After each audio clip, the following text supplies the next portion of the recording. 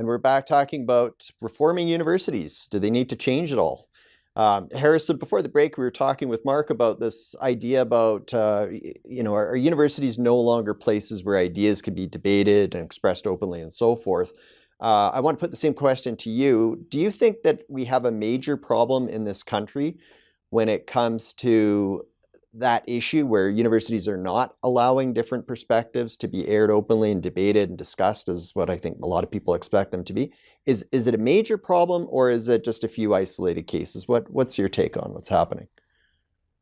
Well, I think it's a major problem because it's happening at almost every university. If it weren't, and if it were just a few outliers, and I think we could say that this is something that we could tackle in a relatively short period of time. But it is a huge problem because at universities in Canada have traditionally been places where the ideas that shape the future of our country come from.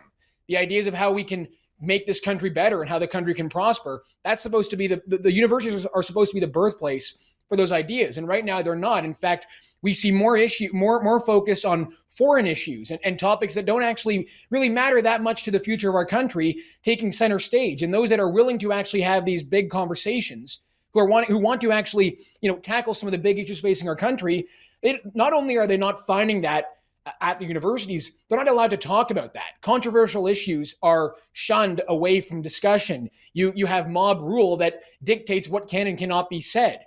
You have mob rule from students who are pushing faculty members out of universities. In fact, that happened at Ryerson Journalism School in 2020, where a group of activist students, mostly in second year, got together and basically forced out the program director of one of the most important journalism schools in our country because there was too much focus on objectivity.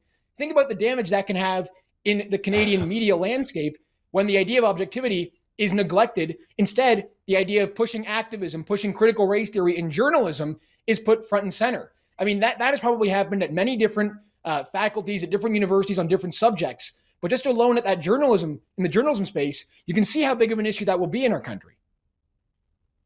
Oh, for sure. I mean, I think a lot of people are expecting objectivity from reporters when they're going out and covering the news and telling them what's happening. I want to just put this next question to you, Harrison, along that line of thinking. Are universities, from what you've seen and what you've heard from young people who are in universities right now, are they actually teaching what those young students need? And are they also teaching what society needs those young people to learn? If you think about what the economy needs in terms of skills, is there a good enough connection there, or is there a mismatch with what we're seeing? Well, I think one problem we have is that there are just actually too many students at universities in the first place. I don't think university was meant to be the immediate next step for every single high school student. One, we need to have more people working in the skilled trades. Not everybody needs to go and get an arts degree at a university, especially not one in gender studies or something like that. For one, I think that we have just too many people at universities, and of course, because of that, we have this idea that when you get your arts degree in gender studies, you're immediately going to be benefiting the economy. And the reality is you're not. There's still a place, of course, for a good business education, good engineering, medical school, all of that. But just alone looking at the journalism school situation, first of all, the journalism schools don't teach what reporters need to have in the economy. And that's just one example of one that I'm living through right now. And again, I think it goes back to the idea that not everybody should be going to university. It was never designed to be a place where every student goes. And right now, because we've embraced this idea, we're seeing the consequences of it, which is that people aren't learning skills that are important for the economy. What about you, Mark? What's your take?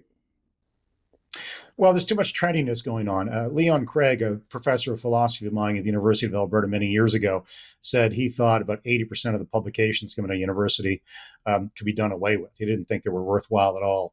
And he was a pretty good critical thinker in the mold of Alan Bloom. It's probably gotten worse since then. That said, look, I have 3 political science degrees, so who am I to talk about arts degrees or criticize those? What they're not teaching, though, is the tried and true classics, at least not in the way they used to. So Plato's Republic, when I took a philosophy course in my undergraduate, taught me about the difference between empiricists and sophists. And there's a lot of sophists out there that have invaded the university and they don't care about the pursuit of truth. And that was what universities were supposed to be about, the debate over ideas, the pursuit of truth. It sounds very old-fashioned, but that's what they were supposed to be about, as opposed to an agenda or power seeking.